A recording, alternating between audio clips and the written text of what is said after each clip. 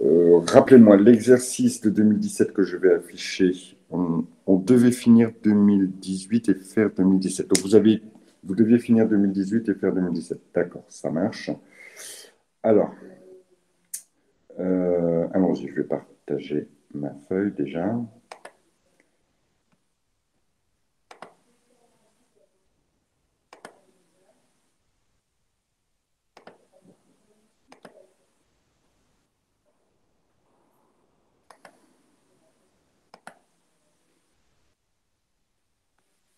Voilà. Alors, si vous voulez bien, on va procéder de la sorte. Je vais bien réexpliquer l'ensemble du SIG ici, d'accord? Alors, peut-être un peu plus rapidement que ce que je n'ai déjà fait, et au moins, je pense qu'on avait terminé juste sur la valeur ajoutée, hein. On n'avait pas repris l'excédent brut d'exploitation. Mais dans tous les cas, je vais reprendre pour que ça ne fasse pas comme un cheveu dans la soupe. Je vais reprendre les explications depuis le début. D'accord. Et n'hésitez pas à lever la main ou à éventuellement m'interrompre entre chaque SIG, voir s'il y a éventuellement un souci. Donc ici, si vous vous souvenez bien, et si on regarde la structure de notre compte de résultat, qui est ici, on devait se baser donc sur l'année 2017 pour faire le tableau des SIG, le tableau des soldes intermédiaires de gestion. Ces soldes qui se décomposent en 8 ou 9 soldes, comme je vous l'avais déjà précisé, seuls les 4 voire 5 premiers soldes sont intéressants parce que les autres ne sont que de la reprise et n'apportent pas d'informations supplémentaires. Par contre, les 4 premiers soldes apportent des informations supplémentaires. Le premier solde, c'est celui qui va permettre de juger de la performance commerciale de l'entreprise. Ici, pour juger de sa performance commerciale, la marge commerciale n'est valable que si l'entreprise fait du commerce, c'est-à-dire achète des marchandises et les revend dans l'État. Ici, si on regarde dans notre entreprise le poste vente de marchandises et achat de marchandises, ils sont vides. Ça veut dire que notre entreprise n'est pas une entreprise commerciale, mais qu'elle fabrique ce qu'elle vend. D'accord? Donc ici, comme l'entreprise fabrique ce qu'elle vend, ça n'est pas une entreprise purement commerciale, c'est une entreprise industrielle, et donc il n'y a pas de marge commerciale, il ne faut pas s'en étonner. D'accord? Donc c'est pour ça que notre marge commerciale ici est à zéro. Concernant le deuxième solde, celui qui va nous donner la production de l'exercice, donc la capacité de production de l'entreprise, la capacité de fabrication de l'entreprise. Dans le tableau qui nous est fourni, on vous demande de reprendre la production vendue, donc ce qu'on a fabriqué et vendu, et ainsi que la production stockée, la production qui a été fabriquée mais qui n'a pas encore été vendue, qui sera vendue sur l'exercice suivant. Donc la production, on a fabriqué les plats cuisinés ici, puisque c'était en l'espèce des plats cuisinés, mais on n'a pas pu les vendre durant la période, durant l'année 2017. Ils seront vendus à partir de janvier 2018 et ils n'apparaissent pas dans les comptes qui sont ici. C'est ce qu'on appelle de la production stockée. Donc, on a repris les deux chiffres que l'on trouvait dans le compte de résultat. 467 000. Il n'y avait pas de production immobilisée. Je rappelle simplement que la production immobilisée, c'est éventuellement la fabrication d'immobilisation pour l'entreprise. Il n'y en avait pas ici. Comme il n'y avait pas de déstockage, ça veut dire je prends dans mes stocks. Ben, c'est normal, puisque j'ai fabriqué et que j'en ai laissé en stock, j'aurais vendu d'abord cela avant de peut-être prendre dans mes stocks. Ou j'aurais eu, dans tous les cas, quelque chose en termes de déstockage. Il n'y a rien, donc pas de souci. La production de l'exercice, ici, s'établit à 470 620, c'est-à-dire la totalité des produits. Ici, ensuite, je vais reprendre et la production et la marge commerciale. D'accord? Donc, il y a une reprise pour établir le solde suivant. Donc, il n'y a pas de marge commerciale, zéro. La production de l'exercice, 470 620. Ensuite, je vais donc établir ce qu'on appelle la production en provenance des tiers. Alors, qu'est-ce que la production en provenance des tiers? Et là, on va se reporter ici dans notre tableau. C'est Ici, la partie qui nous fait des achats stockés, de la variation de stock des matières premières et des services extérieurs. Et je vous avais dit, petite astuce, si le compte de résultat vous est fourni, les choses seront toujours classées dans le même ordre. Il y a un ordre de classement. Nous, on ne le connaît pas, il n'est pas très utile, hein, c'est l'ordre du plan comptable, tout simplement. Mais ça ne fait pas partie de votre programme de connaître cet ordre de classement. Ça sera tout ce qui est au-dessus des impôts, bien sûr, sauf ce que j'ai déjà pris. Donc ici, ça va se résumer à ces trois chiffres-là, c'est-à-dire 187 410, moins 1430 et 10 760. Donc c'est tout, sauf les salaires, les impôts, les dotations et éventuellement les autres charges. C'est ce que je vous ai indiqué de toute façon dans ici voilà, le petit topo. Donc ici, voilà, on va reprendre les chiffres que je vous ai indiqués et on va trouver 196 000. On va totaliser, puisque bon, on a des petites colonnes totales, donc autant le faire. La valeur ajoutée, ça sera toujours les produits moins les charges, évidemment, du poste, donc de cette partie-là.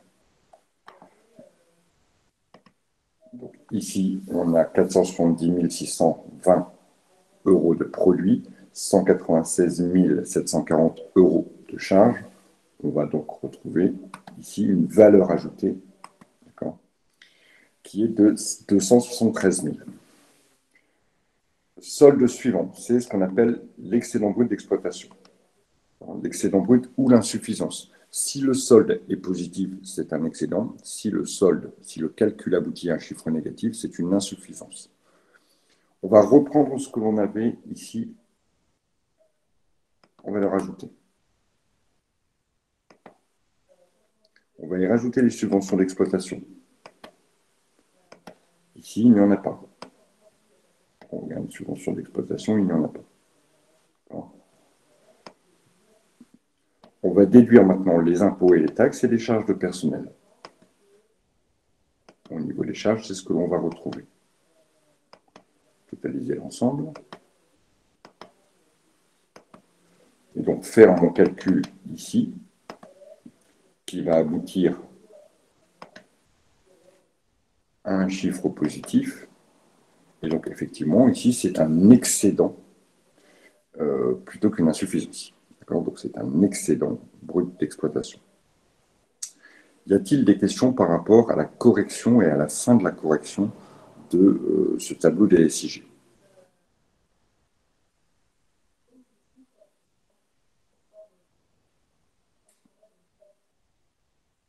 Pas de questions?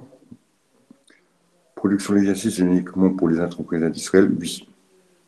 Ou éventuellement pour les entreprises qui ont la double activité, qui font de la vente de marchandises et de la fabrication. Je n'arrive pas à trouver 470 620. C'est simplement ici la production de l'exercice. Donc, dans la production de l'exercice, ici, on doit totaliser la production vendue plus la production stockée. La production vendue, alors j'ai peut-être fait une erreur. La production vendue,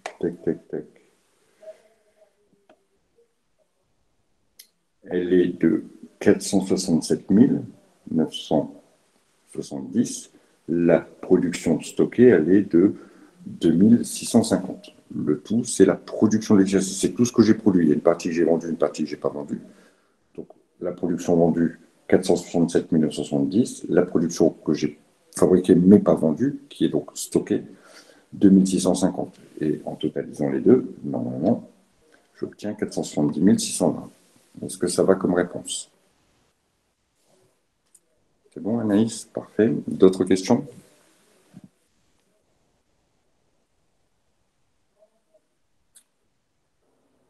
Ok. Alors, passons maintenant à ce qui vous était demandé en 2017. Alors, il n'y avait pas de tableau des SIG à faire en 2017. Nous, on va le faire quand même parce que ça va nous entraîner. On va le faire quand même. Et par contre, il y avait quelques questions ici auxquelles on va répondre après. D'accord On va d'abord passer par la correction du tableau TSIG. Alors, reprenons les choses. Ici, qu'est-ce que l'on remarque? Vous voyez que, contrairement à tout à l'heure, il y a ici de la vente de marchandises. Donc ici, par exemple, il y a de la vente de marchandises et il y a aussi de la production. Donc ici, qu'est-ce qui se passe? On a une entreprise qui fait et de la vente de marchandises et en plus qui produit quelque chose. Elle produit alors soit des biens ou soit des services, peu importe. Mais dans tous les cas, on a les deux postes qui sont occupés. Alors reprenons maintenant la marge commerciale. La marge commerciale, c'est la production, la vente de marchandises. Ici, on en a pour tac, tac, 32 300 euros. Si on s'attaque à l'année 2016, 32 300 euros. Et au niveau, ici, du coût d'achat des marchandises, on doit additionner les 20 000 euros et la variation de stock. Donc 20 000 euros plus moins 6 000. Alors, je vais mettre quand même une petite remarque ici. C'est l'achat de marchandises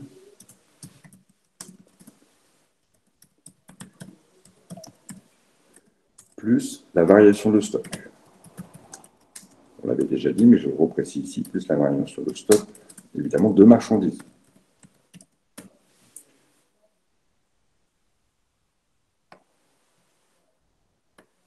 Au niveau du calcul,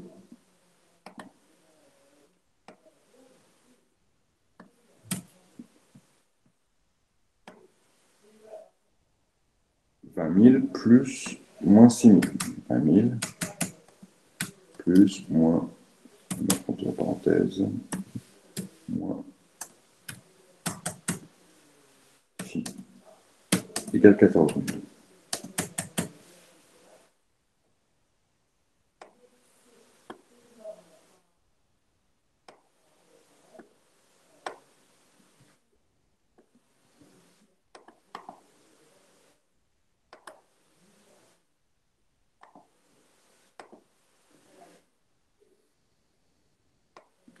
Donc, évidemment, ici, la marge commerciale, elle est 18 000. J'ai fait 32 000 moins les 14 000.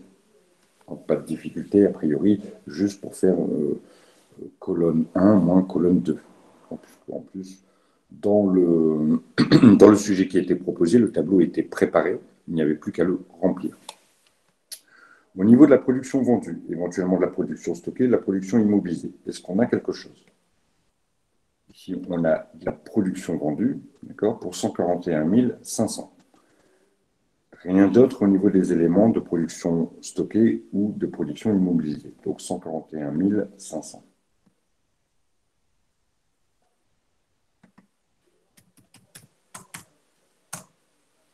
Il n'y a pas de déstockage de produits finis. On n'a pas de variation de stock, on n'a pas de déstockage ici. Donc, on a une production vendue qui est égale, enfin, une production de l'exercice qui est égale à la production vendue parce qu'il n'y a pas d'autres éléments à rajouter. Est-ce que c'est clair pour tout le monde?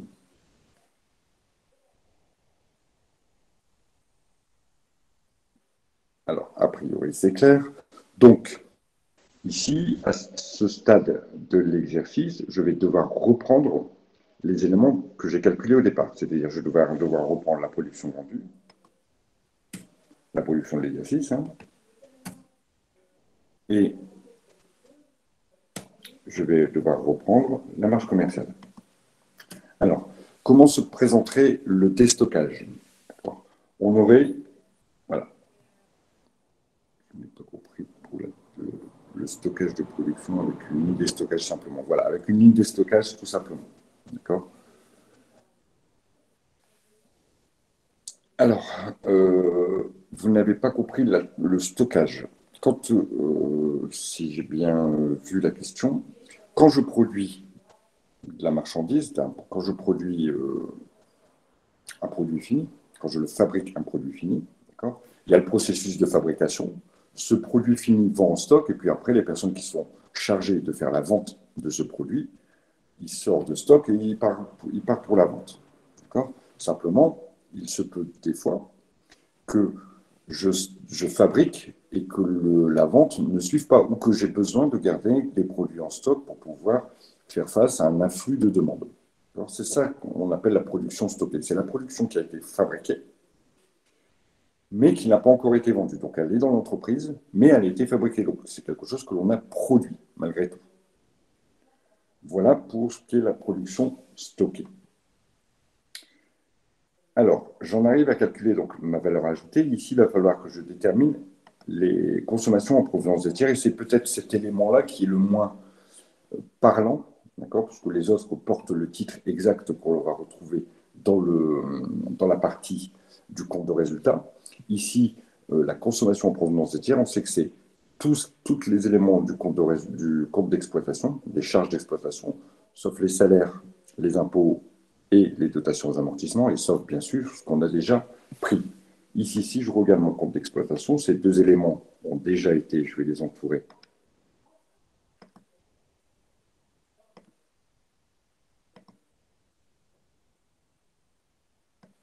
Ça, c'est la partie qui m'a servi pour déterminer la marge commerciale.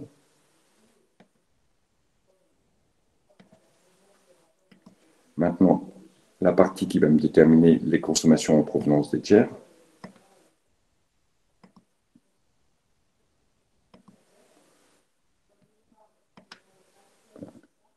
Je vais prendre tout jusqu'aux impôts, sauf les impôts, évidemment. Et je vous dis encore une fois, l'ordre, il sera exactement le même que tout à l'heure. Donc, je vais prendre ici tout ce que j'ai mis dans mon cadre bleu, c'est-à-dire 15 800 plus 54 250. Donc, tout le reste, ça sera pour après. Donc, ici, provenance est égale à 15 000 plus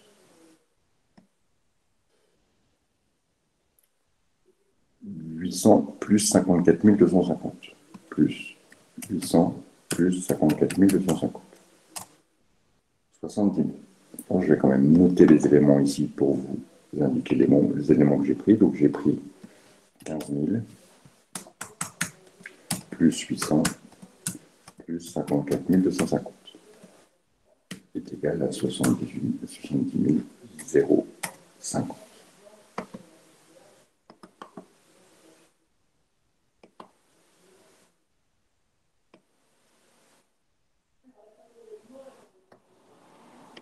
Donc ensuite, pour calculer la valeur ajoutée, j'ai déduit 159 000 moins 70 000 et ça me donne le montant de la valeur ajoutée ici de 89 000. Pour calculer le BE ou IBE, c'est-à-dire insuffisance, je vais reprendre ma valeur ajoutée, ici que j'ai calculée de 89 000,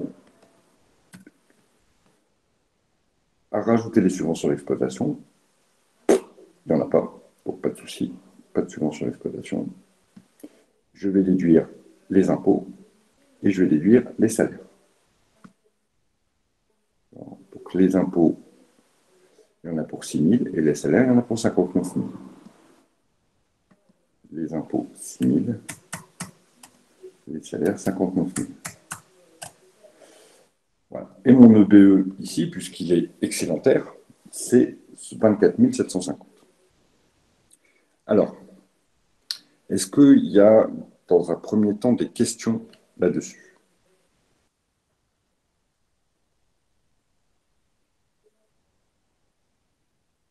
Pas de questions au niveau des calculs. Alors, ils ne sont pas très compliqués. Faut pas, vous voyez que c'est relativement simple. Ici, c'était faisable en 10 minutes. Les chiffres sont clairs, simples, sans trop de problèmes. Donc, a priori, il n'y a pas de difficulté pour le faire.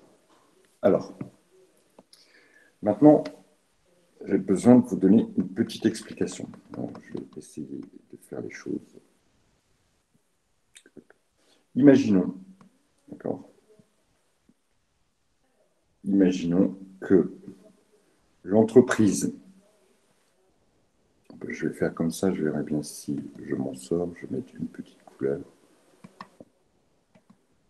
Tout ça, d'accord, c'est tout ce que l'entreprise a vendu. Dans ce qu'elle a vendu, il y a de la vente de marchandises et il y a aussi de la production, d'accord, tout ce qu'elle a vendu et tout ce qu'elle a produit, hein, tout ce qu'elle aurait été capable de vendre. Donc tout ça, c'est l'entreprise, il y en a pour la production de l'exercice, d'accord, plus la marge commerciale, d'accord, tout ça, ça nous donne 159 000. D'accord. Donc en fait, ça, ce sont les ventes de l'entreprise. Alors, pili, pili, pili, pili, pili, pili. On va faire ça comme ça, fusionner, et je vais donc indiquer que ça, ce sont les ventes.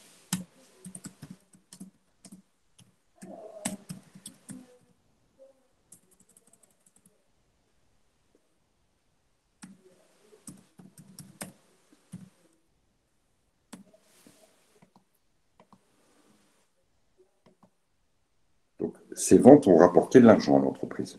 Cet argent, il a servi à quoi? Il a servi, bien sûr, à acheter les marchandises. Il a bien fallu acheter des choses. Donc, on pourrait dire que ça, c'est les achats de marchandises. Achats de marchandises.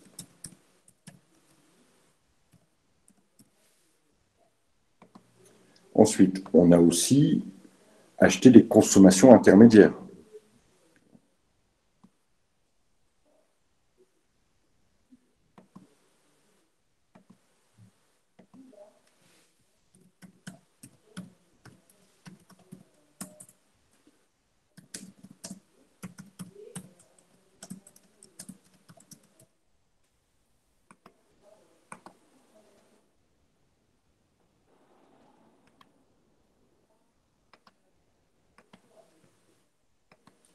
La valeur qu'il me reste ici, la valeur qu'il me reste, je vais agrandir un peu ça pour les besoins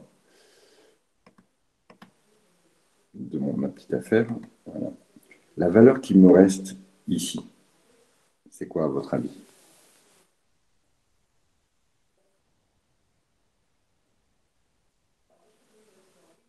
Une fois que j'ai retiré les achats de marchandises et une fois que j'ai retiré les consommations en provenance des tiers, qu'est-ce qui me reste? Oui, d'accord, mais il faut payer le salarié, il faut payer encore d'autres choses, allez-y.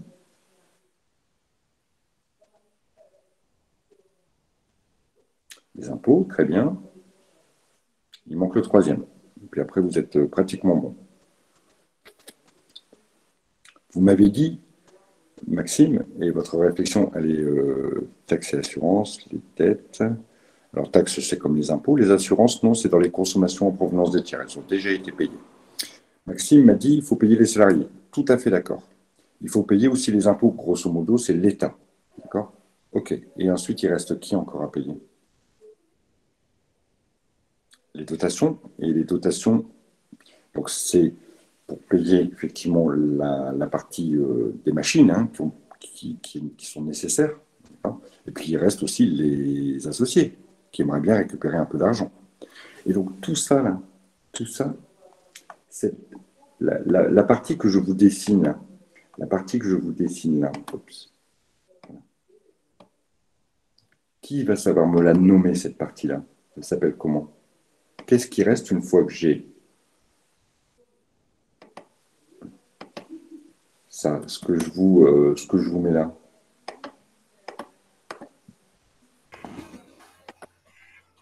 Il reste les bénéfices, non? Non, plus que ça. Plus que bénéfice.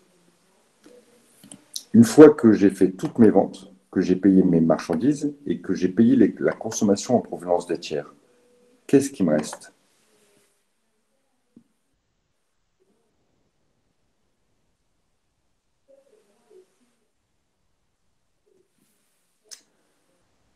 Non, non, non, non, non. Allez, allez, on vient de le calculer. On l'a calculé dans notre tableau dessus. Regardez ce qui reste une fois que j'ai pris toute ma production. Voilà, très bien, Eline.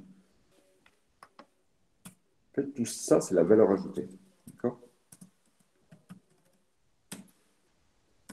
Ensuite, cette même valeur ajoutée, elle me servira à payer ce qui me reste en tout, hein, les impôts, les charges de personnel, les dotations aux amortissements, les frais financiers, etc., etc., etc. Comment, et ça, ce pourquoi je donne cette explication-là ici, c'est pour répondre à l'une des questions. D'abord, c'était définir la notion de valeur ajoutée. Donc, si on prend la notion de la valeur ajoutée, c'est la richesse créée par l'entreprise avant de payer les impôts, avant de payer ses salariés, avant de payer les machines. Comme ça qu'on pourrait le donner de façon simplifiée, où c'est toute la production plus la marge commerciale, moins les achats de marchandises et moins les consommations des tiers. Maintenant, comment je peux faire pour augmenter ça? Qu'est-ce qui doit augmenter pour que mes 89 000, ici, ils passent à 100 000? Il y a deux façons de voir les choses. Imaginez-vous, arrêtez de réfléchir là, imaginez-vous, d'accord? On y est presque. Laissez-moi une meilleure. Oui, bah, finalement, voilà. C'est plutôt pas mal ce que vous me donnez, sauf il y en avait une qui augmentait la production. Voilà. Alors, imaginez-vous que, et il faut raisonner dans deux sens. D'accord? Vous gagnez 100 000, mais pour gagner ces 100 000, bien sûr, vous avez acheté des choses et vous avez dépensé pour 50 000. Il vous reste donc 50 000. Vous avez vendu pour 100 000 et produit pour 100 000. D'accord? Vendu et produit pour 100 000.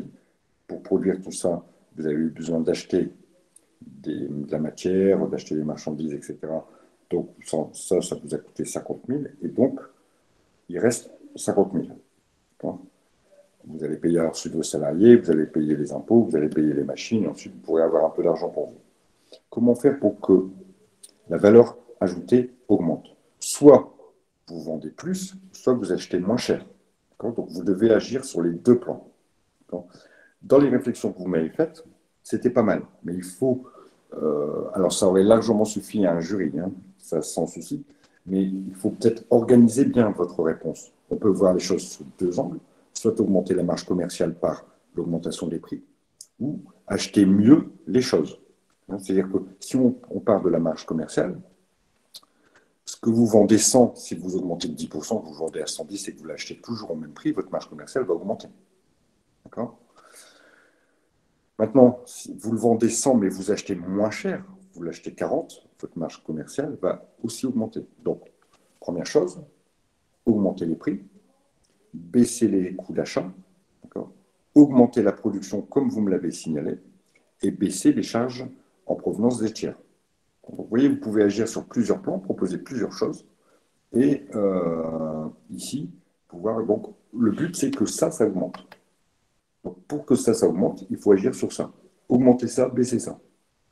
Pas compliqué. Augmenter les produits, baisser les charges.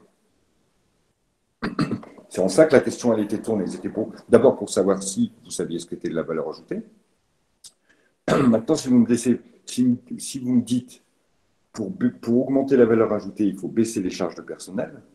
Attendez, je réponds à toutes vos questions après, je finis mon propos et je fais le tour des questions après. D'accord? Si vous me dites, pour augmenter la valeur ajoutée, il faut baisser les charges de personnel, moi, je vous dis faux. Complètement faux, parce que les charges de personnel, elles sont après le calcul de la valeur ajoutée. La valeur ajoutée, elle est là.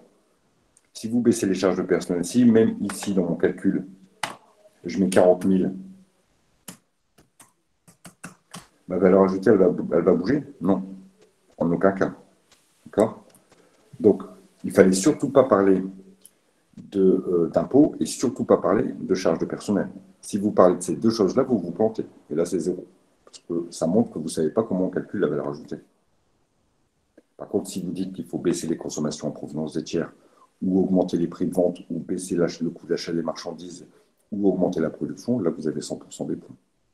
Donc, c'est pour ça que, OK, on n'a peut-être pas besoin de connaître le tableau, mais il faut quand même un petit peu savoir comment il va se construire si on veut répondre à une question telle qu'elle a été posée ici. Alors, je vais faire le tour des questions que vous avez soulevées pour voir si j'ai rien raté.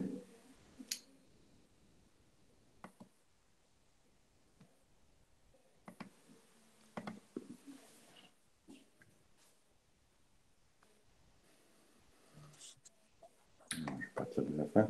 Je suis sûr de vendre mes produits en augmentant les prix. Oui, oui, bien sûr, on peut aller plus loin dans la réflexion. Est-ce que d'abord, je peux augmenter les prix.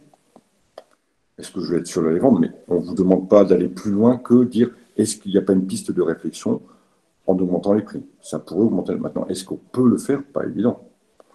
Vous êtes, je sais pas moi, vous êtes débitant de tabac, est-ce que vous pouvez augmenter le prix des clopes? Alors, l'exemple n'est pas terrible, mais bon.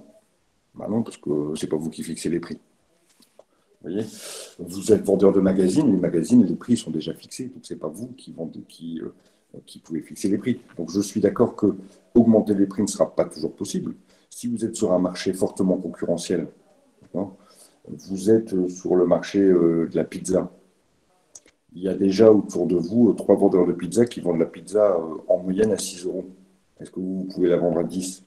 Il faudrait qu'il y ait un truc en plus, d'accord, pour que vous puissiez la vendre plus cher, mais ce n'est pas évident. Donc, effectivement, ce n'est pas sûr qu'en augmentant les prix, ça fonctionne, mais c'est une piste de réflexion. Augmenter la production d'exercice, c'était une meilleure marge, donc ça veut dire soit augmenter les prix ou soit acheter mieux. La production. Alors, pas les subventions. Vous voyez que pourquoi je ne peux pas. Alors, je ne sais plus qui a dit subventions. Voilà. Vous voyez, Aude, pourquoi on. Oui, je n'avais pas compris la question en fait. Je n'ai pas D'accord. compris qu'on répondait aux questions de l'exercice. Ok. Donc oui, effectivement, mais c'est bien de se tromper. Les subventions, si on les augmente, ça ne fera pas augmenter ma valeur ajoutée. Alors ensuite, valeur ajoutée, je sèche, d'accord. Ok, donc j'ai passé en revue à peu près tout ce que vous m'avez dit. Est-ce que c'est bon pour cet élément-là? D'accord? Pour bien situer chaque solde et ce qui influence chaque solde. Excusez-moi, ça fait plusieurs fois que je cherche, mais je ne comprends pas comment on calcule l'excédent brut d'exploitation. Je suis désolée de vous faire répéter, mais je ne comprends pas. Pas de problème, je suis là aussi pour répéter quand on ne comprend pas. Donc, l'excédent brut d'exploitation, ici, c'est simplement, on a repris la valeur ajoutée, d'accord? On prend les produits, donc 89 000, moins le total des charges donc de la partie qui rentre dans l'excédent brut d'exploitation. Donc, les charges qui rentrent dans l'excédent brut d'exploitation, c'est les impôts et les charges de personnel. Donc, les salaires, grosso modo. Donc, si ici, je voulais reprendre un peu mon dessin pour vous expliquer comment ça se situe. Ici, j'aurai encore une partie. Hop, je vais splitter ça. Voilà. Je vais supprimer et puis la couleur. On va mettre une couleur pour que ça soit. Hop, ça. Donc, par exemple, ici, on aurait impôts et charges de personnel.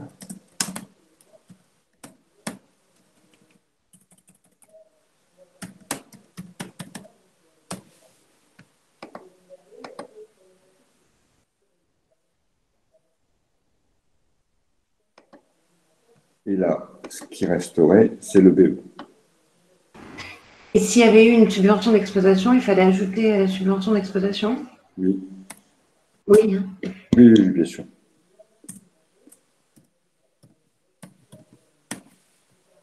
Alors, il aurait fallu effectivement rajouter la subvention d'exploitation. C'est clair. Ok, merci. Ça marche pour vous? Oui, je vais reprendre sur l'année 2018 et je vais voir si je retombe sur mes pattes, mais là, je peux vous sur l'année 2018, on avait, je crois, non, il n'y avait pas non plus de subvention d'exploitation sur l'année 2018.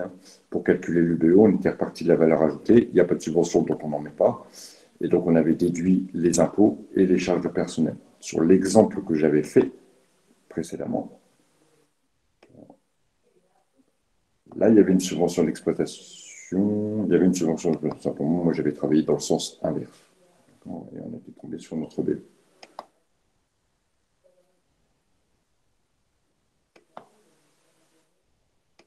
Alors, ici, on a répondu au fait qu'on ait défini la notion, on a proposé des solutions pour augmenter la valeur ajoutée. Maintenant, on va regarder comment on évalue une augmentation du chiffre d'affaires. Alors d'abord, le chiffre d'affaires, c'est quoi? Est-ce que quelqu'un pourrait me donner une définition du chiffre d'affaires? Je crois que c'est l'argent que gagne l'entreprise, mais avant déduction de toutes ces charges, non? Enfin, de certaines charges, je ne sais pas lesquelles, mais c'est la différence avec le bénéfice. Je pensais que c'était qu'il restait des charges à déduire dessus. Ouais, on est sur la bonne voie. Moi, je serais plus simple. Il faut être plus simple. Et vous avez en partie répondu, mais enfin, vous avez répondu, mais vous avez donné des précisions qui étaient inutiles. C'est tout simplement tout ce qu'a vendu l'entreprise. D'accord? Un montant hors taxe que génère l'entreprise, oui, la somme des ventes, tout simplement. D'accord? Ici, alors toujours hors taxe, effectivement, parce que de toute façon, notre compte de résultat, il traduit que des chiffres hors taxe. Ici, définition, hop, du chiffre d'affaires, du chiffre d'affaires. La définition du chiffre d'affaires, de façon très simple, c'est la somme des ventes, quel que soit le produit vendu, hein, marchandise, prestation de service, produit fini, c'est la somme des ventes. Alors, je le précise hors taxe, mais c'était évident, c'est la somme des ventes hors taxe effectuées par l'entreprise durant une période. Donc, on n'a rien retiré, on est bien d'accord, on n'a rien retiré, on n'a pas déduit de charge, rien du tout. D'accord. Et ici, qu'est-ce qu'a vendu mon entreprise? Si je regarde mon tableau, vous voyez, vente de marchandises, donc ça c'est la somme des ventes, et production vendue, donc c'est que ça a bien été vendu. D'accord. Donc on voit les montants, 32 et 141. Finalement, ici, il n'y a pas d'autres produits, il n'y a pas de subvention, il n'y a pas d'autres éléments qui viennent polluer enfin, ou venir se rajouter dans la partie des produits. Donc, mon chiffre d'affaires, il est de 173 800 pour l'année 2016 et il est de 153 300 pour l'année 2017. Okay.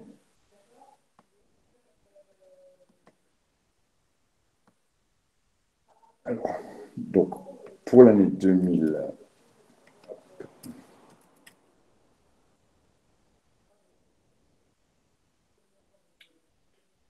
donc 2016-2015, pour l'année 2016, pour l'année 2015,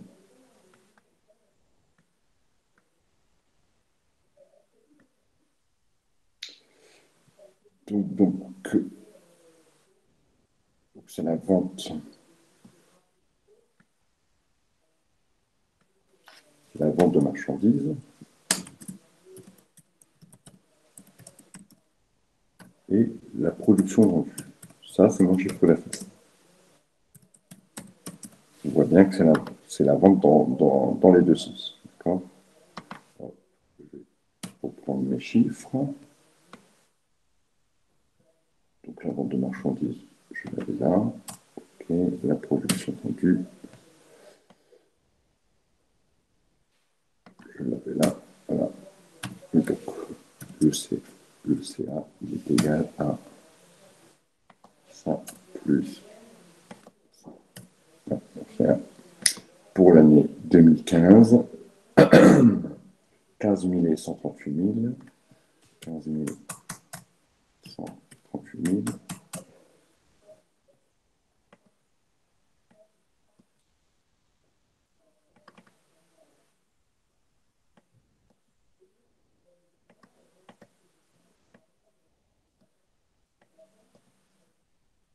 Alors, comment on calcule une variation?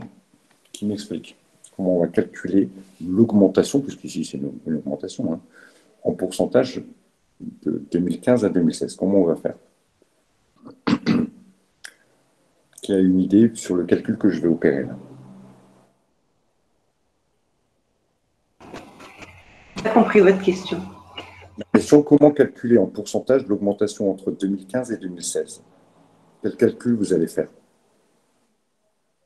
Quand on dit une augmentation de 20%, comment on a fait pour trouver ces 20%?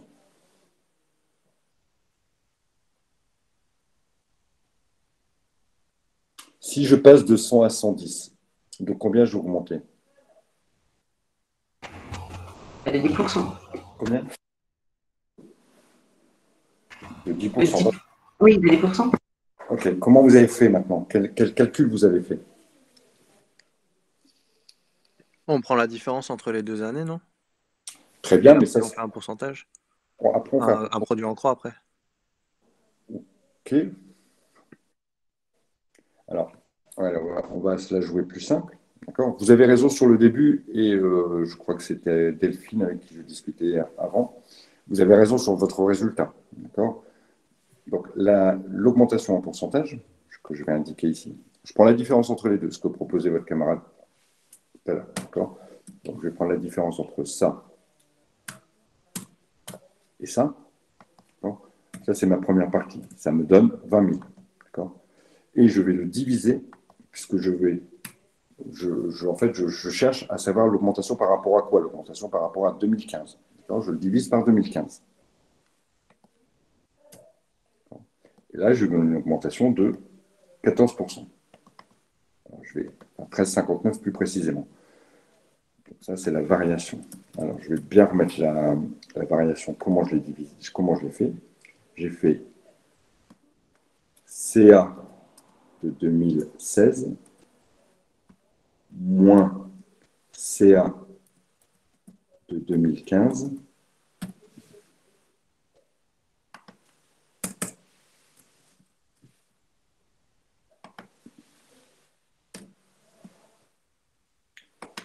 divisé par CA de 2015. Ça, c'est ma formule pour connaître la variation qui a été opérée. C'est-à-dire 173 800 moins 153 000 divisé par 153 000. C'est toujours le point d'arrivée moins le point de départ divisé par le point de départ.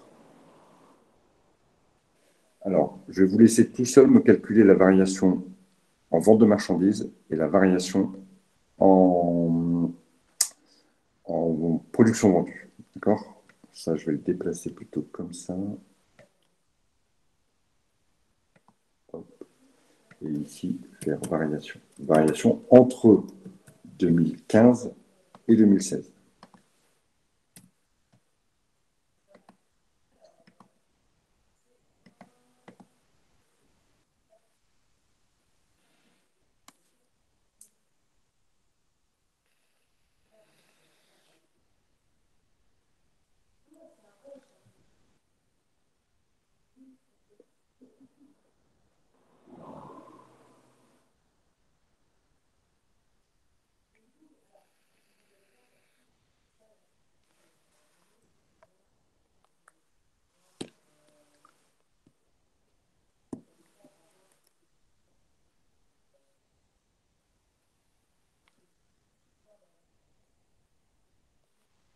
Alors, est-ce que Manon Verdier peut me donner la variation de vente de marchandises entre 2015 et 2016, s'il vous plaît, Manon?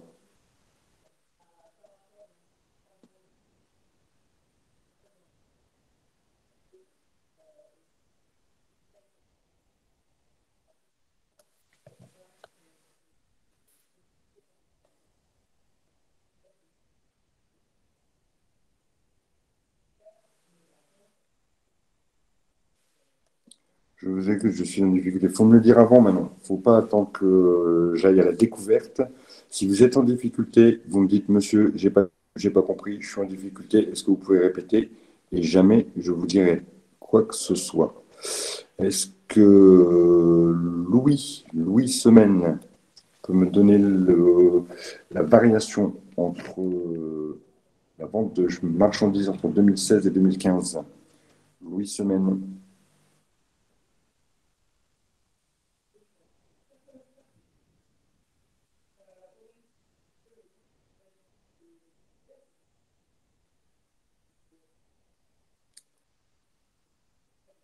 Alors, est-ce que quelqu'un peut me le donner?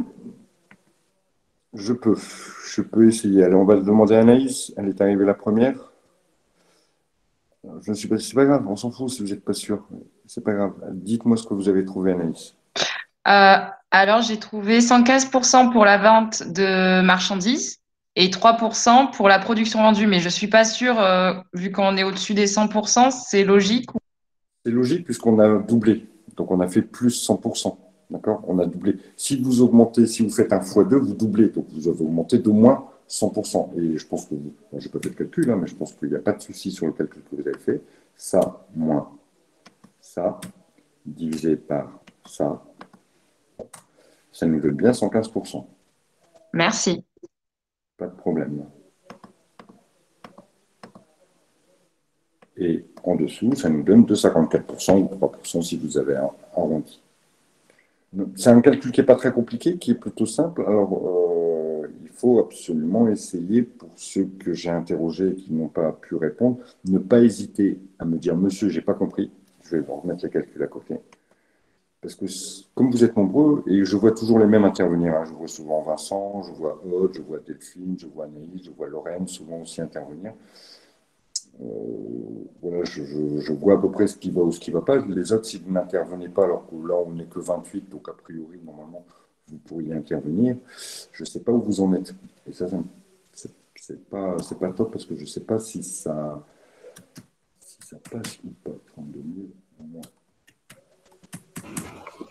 Le jour du BTS, quand on a l'examen, si on fait une faute dans nos calculs ou dans un nombre, mais que le raisonnement est bon, on a quand même des points. Il y aura des points à condition qu'on comprenne votre raisonnement. C'est-à-dire que, et c'est ça où souvent je le dis aux élèves, essayez de montrer comment vous avez raisonné. Parce qu'une erreur de calcul, je ne sais pas moi, imaginons que là vous ayez divisé par 32, d'accord? Par 32 000, ou que dans mon tableau ici, j'ai oublié une partie ici. D'accord? Évidemment, tout le reste va être faux derrière. Et c'est ça le problème. C'est un des soucis en comptabilité, c'est que s'il y a un truc qui est faux, généralement, et vous le verrez encore dans d'autres choses, quand on va faire la rentabilité, quand on va faire les coûts complets, on se trompe dans un, tout le reste est faux. Donc, ce qu'il faut, c'est essayer d'avoir des points d'appui qui, comme on l'avait vu par exemple dans le tableau d'amortissement, d'avoir des choses qui permettent de contrôler mes calculs, et puis surtout essayer de mettre son raisonnement quand on peut. Après, il faut gérer le temps aussi. Et je sais que voilà, mettre tous ces calculs en détail, ce n'est pas forcément toujours évident, et qu'il faut gérer le temps. Mais effectivement, il y a des points, si le raisonnement est plutôt bon et que voilà, c'est simplement une erreur de calcul, un oubli sur un élément. Mais en général, par exemple, c'est donner des points sur chaque ligne. Donc, si le premier est faux, bah, le deuxième il sera faux. Donc on ne pourra pas mettre la totalité des points. Et si on ne voit pas le raisonnement, on ne pourra rien mettre. Ça, c'est clair. Alors, ça va terminer notre tableau sur les SIG. Je vais vous mettre un TD supplémentaire sur les SIG. Il y aura trois feuilles de calcul. Là. Je vais vous les préparer, d'accord, avec 3 comptes de résultats. Ceux qui veulent me rendre au titre de TD pourront le faire, d'accord. Je vais essayer de les corriger vite. Je sais que j'ai du retard. Je vais les mettre pour la prochaine fois. On est quel jour? On est lundi. On se voit demain? Non, je les mettrai à rendre pour vendredi. D'accord? Ce qui, c'est pas obligatoire. Hein, d'accord? C'est pas obligatoire. Vous le faites si vous avez envie de le faire. Mais vraiment, je vous conseille. Même vous avez une piteux, c'est tout. Vous ne la comptez pas, vous la comptez pas, c'est tout. On s'en fout. C'est pas ça qui est intéressant. Intéressant, c'est quand vous êtes confronté à une difficulté, comment vous le gérez? Est-ce que vous avez compris ou est-ce que vous avez été en galère? Oui, on se voit demain. Oui, je sais, mais je vais vous les mettre ce soir ou demain. Il sera où? Sur NetCampus. D'accord? Je pense que je vais les mettre après. Là, je termine mes cours après. Et ça, c'est exactement ce qu'on a fait là, avec peut-être une explication supplémentaire. Ceux qui veulent le faire, ils le font. D'accord? J'en remettrai une correction, bien sûr, après. Vous pouvez me le rendre, il n'y a pas de souci. Mais il faut me le rendre avant la correction.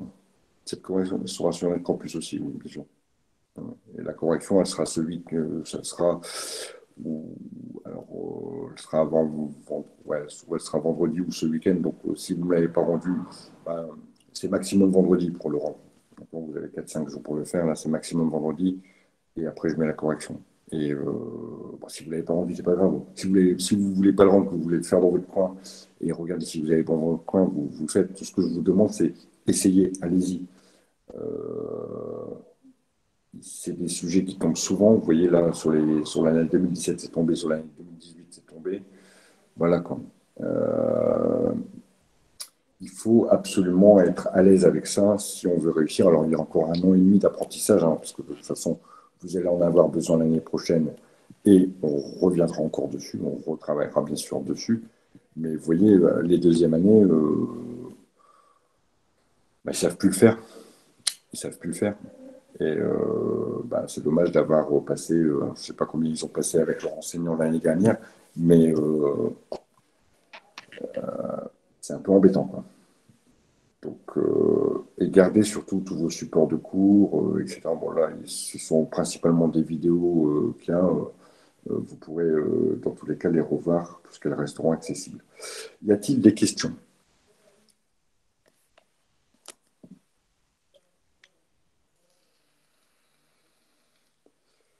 Pas de questions. C'est clean pour tout le monde alors, hein. Moi, j'avais une petite question juste. Alors, je sais pas si vous allez pouvoir répondre, mais c'est par rapport aux cours, justement, aux enregistrements qu'on fait. Est-ce que l'année prochaine, on y aura accès ou est-ce que à la fin de l'année, tout est remis à zéro et on n'a plus accès à ces cours-là? A priori, vous y aurez toujours accès. D'accord. Mais ma réponse, elle ne peut pas être ferme et officielle, dans le sens où c'est la première année qu'on fait ça. C'est la première année où on fait des cours vidéo. L'année dernière, les cours étaient pas enregistrés, mais les cours de l'année dernière sont toujours là. Mais il n'y avait pas de vidéo enregistrée l'année dernière. Il y avait des vidéos, mais elles n'étaient pas enregistrées. Donc je ne vois pas pourquoi elles ne seraient plus là. D'accord. Dans Ok, tous les cas, si vraiment ça devait être le cas, parce que moi je les ai je les ai sur YouTube. Dans tous les cas, vous pouvez toujours vous abonner à la chaîne YouTube, hein, et vous verrez les vidéos, hein. Même si elles ne sont plus sur NetCampus, elles sont toujours sur YouTube. Moi, j'ai aucun intérêt à les enlever, parce que c'est moi qui les mets sur YouTube. Ça marche pour tout le monde? Est-ce que vous avez concernant les DM? Il y en a finalement. Pour moi, non. Il n'y a pas de DM pour l'instant obligatoire. On peut avoir un chiffre d'affaires positif. Oui, oui, oui. Par exemple, si on avait une grosse masse salariale, imaginons que là, au lieu d'avoir 50 000 euros de masse salariale, donc de chiffres, j'ai 80 000 euros, non, 90 000 euros de masse salariale, je tombe à une insuffisance brute d'exploitation. D'accord. Et à partir de là, je tombe en négatif. Donc, pas de souci. Oui, je peux avoir sans problème.